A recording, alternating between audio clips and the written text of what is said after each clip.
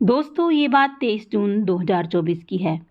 हरियाणा के यमुनानगर में रविवार को शाम के समय वहां के लोग तब अचानक सकते में आ जाते हैं जब शहर के आजाद नगर इलाके में एक मकान में मां बेटे की हत्या की खबर सामने आई। दिन दहाड़े रिहाई इलाके में किसी की हत्या हो जाना अपने आप में एक बहुत बड़ा सवाल था। फिर ये मामला तो दो कत्ल का था।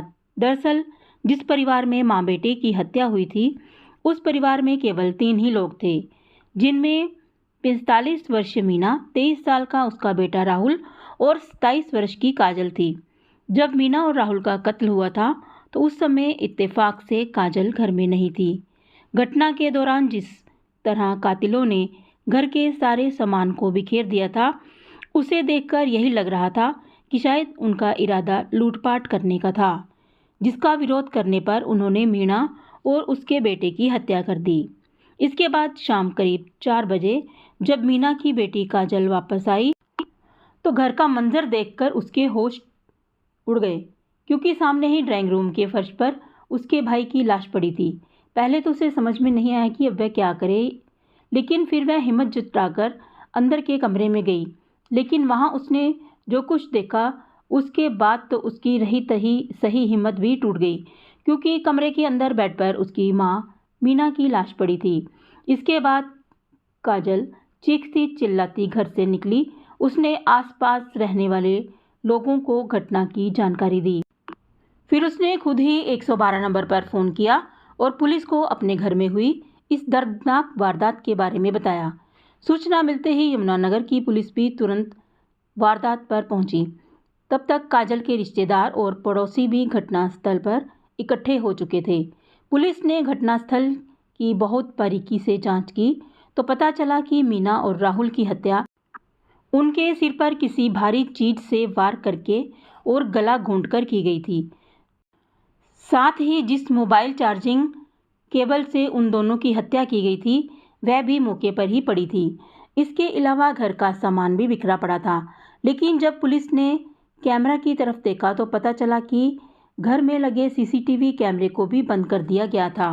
पुलिस को इस बात पर बहुत हैरानी हुई कि चोरों ने कैमरे को उठाकर ले जाने की बजाय उसका स्विच ऑफ क्यों किया। कैमरा बंद होने के पहले के फुटेज तो कैमरे में कैद थे, लेकिन उसके बाद के कातिलों का अंदर आना उसमें कैद नहीं हुआ था। घर की इकलौती बेटी काजल ही मौके पर मौजूद थी, जिसने इन लाशों को पहली बार देखा था। ऐसे में पुलिस ने सबसे पहले काजल से ही पूछताछ शुरू की। काजल ने पुलिस को बताया कि वह दोपहर को ब्यूटी पार्लर गई थी और घर लौटते समय उसकी मां ने उसे मैसेज करके जूस के 2 पैकेट लाने के लिए कहा था। लेकिन जैसे ही वह जूस लेकर घर लौटी तब तक उसकी दुनिया ही गुजर चुकी थी। उसकी मां और भाई का कत्ल हो चुका था। काजल के लाए हुए जूस के पैकेट भी घर में ही पड़े थे। साथ ही काजल ने उसकी मां के मोबाइल फ़ोन से भेजा गया जूस लाने का मैसेज भी पुलिस को दिखाया और इसका मतलब ये था कि काजल बिल्कुल सच बोल रही थी। लेकिन पुलिस को जो बात खटक रही थी वह घर में लगे इकलौते सीसीटीवी कैमरे का बंद हो जाना। पुलिस ने जब कैमरे को लेकर काजल से सवाल पूछा तो उसने हैरानी जताई, क्योंकि काजल के पास इसका कोई जवाब नहीं था। आखिर कैमरा किसने और क्यों बंद किया था? पुलिस ने इस मामले की जांच को आगे बढ़ाते हुए गली में लगे दूसरे सीसीटीवी कैमरे को खंगालना शुरू किया और इस कोशिश में पुलिस को 2 अजीब बातें पता चलीं। पुलिस को कमरे में मुंह पर कपड़ा बांधे हुए सुबह के समय एक लड़का काजल के घर में आता हुआ दिखाई दिया और फिर कुछ देर बाद वही लड़का घर से सामान लेकर बाहर जाता हुआ भी दिखाई दिया। लेकिन हैरानी की बात यह थी कि इस फुटेज के मुताबिक तो काजल खुद भी उस समय घर में ही थी और फिर उस लड़के के घर से निकल जाने के बाद काजल भी घर से बाहर जाती हुई दिखाई दे रही थी। लेकिन अब सवाल ये था कि आखिर वह लड़का कौन था जो काजल के घर आया था, और इस लड़के के बारे में पूछे जाने पर काजल थोड़ा घबरा गई। पुलिस को घर का सीसीटीवी कैमरा बंद होने पर हैरानी तो थी, साथ ही लड़के के बारे में पूछताछ करने पर काजल थोड़ी नर्वस हो गई थी। पुलिस के शक की सुई काजल की तरफ घूम गई। पुलिस ने जांच में पाया कि घर में लगे सीसीटीवी कैमरे को घटना वाले दिन सुबह ही बंद कर दिया गया था, जबकि काजल के बयान के मुताबिक उस समय तक तो लुटेरों ने घर का धावा भी नहीं बोला था और ना ही किसी का कत्ल हुआ था। इसका मतलब ये था कि कैमरा घर के ही किसी व्यक्ति ने बंद किया था, जबकि काजल का कहना था कि वह दोपहर को 2 बजे के आसपास घर से निकली थी और तब तक सब कुछ ठीक था और करीब 3 बजे वह घर वापस लौट आई थी। यानी काजल बता रही थी कि ये हत्या 2 से 3 बजे के बीच हुई थी।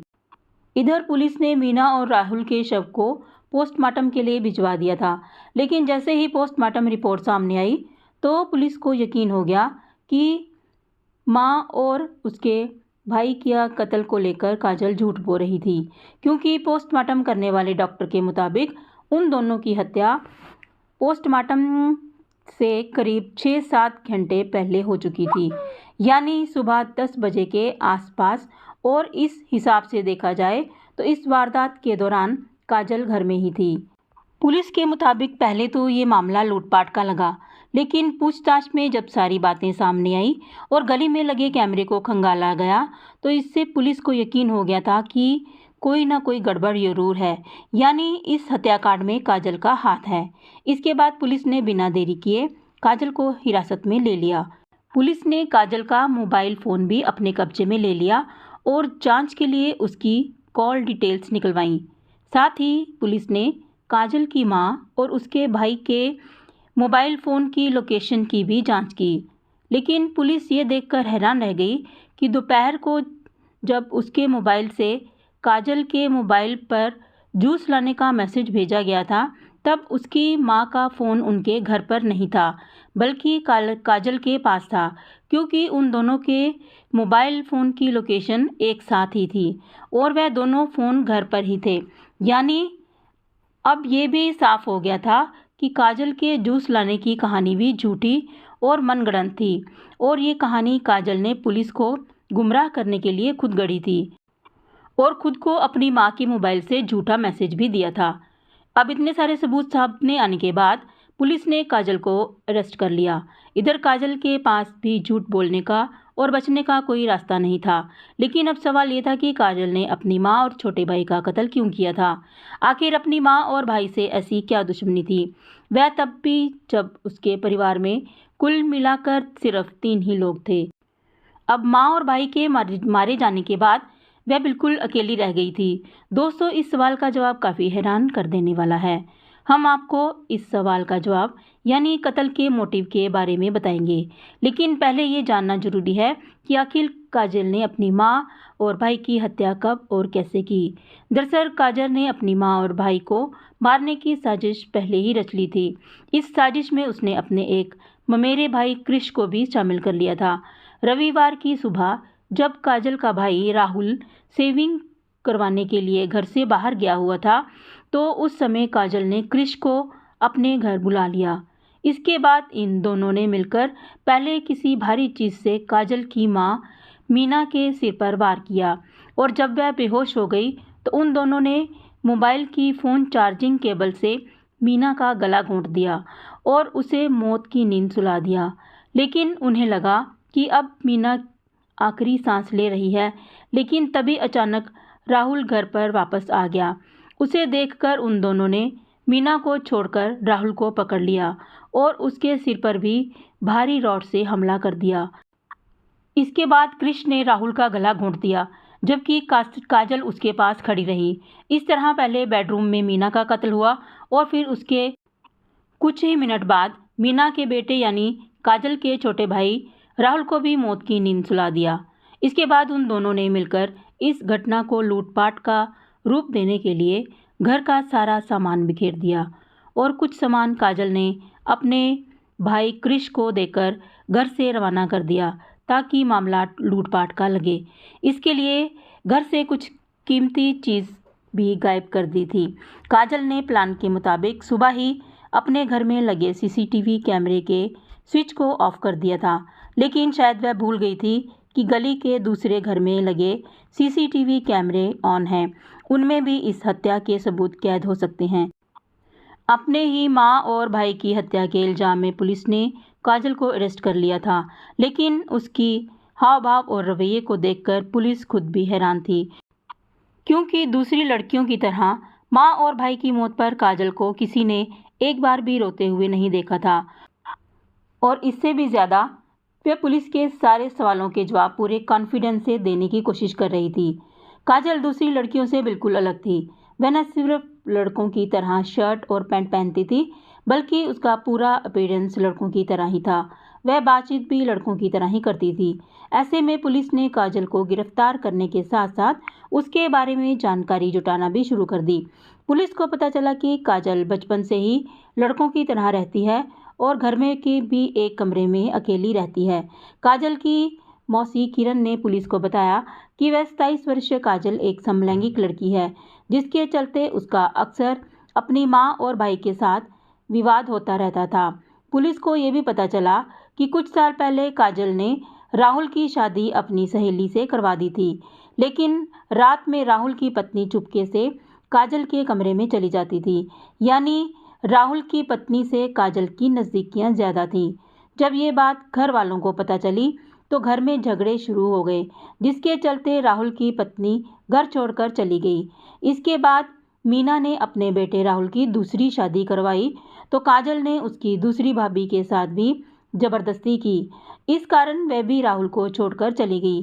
काजल अपनी लाइफ में माँ और भाई को रोड़ा मानती थी। इसके अलावा काजल सोशल मीडिया पर काफ़ी एक्टिव है। इंस्टाग्राम पर उसने अपने नवाब के नाम से अपना अकाउंट बनाया हुआ है। इसके करीब 1200 फॉलोअर भी हैं। उसने अपने अकाउंट पर 822 पोस्ट की हुई हैं। इसके अलावा उसने अपने हाथ पर टैटू भी बनाया हुआ है, जिसके ऊपर नवाब लिखा हुआ है। काजल के बारे में सारी जानकारी जुटाने के बाद पुलिस ने इस बात का भी पता लगाया कि आखिर इस हत्याकांड में काजल के ममेरे भाई क्रिश को क्यों शामिल किया गया। उसकी अपनी बुआ से क्या दुश्मनी थी, जिसके चलते उसने उन्हें मौत के घाट उतार दिया। तो पुलिस के अनुसार काजल की मां मीना अपने घर में सबकी सबसे बड़ी बेटी थी। बाकी सारे भाई बहन छोटे थे। जब काजल के नाना की मौत हुई तब मीना की मां ने अपने 40 गज के मकान और 200 गज के प्लाट की वसीयत बड़ी बेटी मीना के नाम कर दी थी। उन्होंने वसीयत में लिखवाया था कि जब सारे बच्चे बड़े हो जाएंगे तब इस संपत्ति का बंटवारा कर दिया जाएगा। लेकिन जब सब बड़े हुए तो मीना ने बंटवारा करने से मना कर दिया। इस वजह से उसका भाई शिवा और बहन किरण के साथ विवाद भी हुआ था। इधर पिता की मौत के बाद क्रिश को भी लग रहा था कि कहीं अब उसे घर से बेदखल ना होना पड़े, इसलिए उसने 2.5 महीने पहले अपनी बुआ की लड़की काजल से दोस्ती कर ली थी। इसके बाद इन दोनों के बीच ये तय हुआ कि अगर मीना और राहुल को रास्ते से हटा दिया जाए तो 58 गज का पूरा मकान उसको मिल जाएगा, जबकि क्रिश को 40 गज का मकान और 200 गज का प्लॉट मिल जाएगा। और इस तरह से उन दोनों ने मिलकर प्रॉपर्टी के लिए साजिश रची। काजल प्रॉपर्टी के साथ साथ अपनी आज़ाद ख्याली के लिए भी अपने माँ और भाई से छुटकारा पाना चाहती थी। इन्हीं के चलते उस दोनों ने अपने परिवार के 2 लोगों की जान ले ली, लेकिन फिर दोनों पकड़े भी गए। हालांकि पुलिस ने इस मामले में काजल और क्रिश के कुछ रिश्तेदारों को भी अरेस्ट किया है, जो मीना और राहुल की हत्या में प्रॉपर्टी हासिल करने के लिए शामिल थे। आरोपी काजल की गतिविधियों पर पुलिस की शुरुआती जांच में उस समय ही शक हो गया था जब काजल की अपनी मां और भाई के शवों को देखकर ना तो आंखों में आंसू थे और ना ही उसके चेहरे पर अपनों को खोने का गम दिखाई दे रहा था। इसके बाद पुलिस ने कड़ी से कड़ी जोड़कर जांच को आगे बढ़ाया तो 24 घंटे के अंदर ही इस दोहरे हत्याकांड का खुलासा कर दिया गया। अपराधी भले ही कितना ही शातिर क्यों ना हो, लेकिन अगर पुलिस अपनी पर आ जाए तो अपराधी कानून से बच नहीं सकता। बहरहाल पुलिस ने इस केस में काजल के मामा के लड़के क्रिश और उसके बड़े भाई को भी अरेस्ट कर लिया है। थाना शहर यमुनानगर के एसएचओ जगदीश चंद्र का कहना है कि काजल और क्रिश को रिमांड खत्म होने के बाद कोर्ट में पेश किया गया, जहां से दोनों को जेल भेज दिया गया। इस केस में क्रिश के बड़े भाई ईशांत को भी गिरफ्तार किया गया है। वह भी इस हत्या की साजिश में शामिल था। उसे मीना और राहुल की हत्या किए जाने की पूरी जानकारी थी। दोस्तों, इस घटना को सुनाने का उद्देश्य किसी का दिल दुखाना नहीं है और ना ही किसी को परेशान करना, बल्कि आपको जागरूक करना है, आपको सचेत करना है। दोस्तों, इस पूरी घटना के बारे में आपकी क्या राय है? आप कमेंट बॉक्स में ज़रूर बताएं। अगर हमारी मेहनत आपको पसंद आई हो तो इस वीडियो को लाइक करें और शेयर भी करें। और अगर आपने अभी तक हमारे चैनल को सब्सक्राइब नहीं किया तो इसको सब्सक्राइब कर लीजिए। आपका बहुत बहुत धन्यवाद।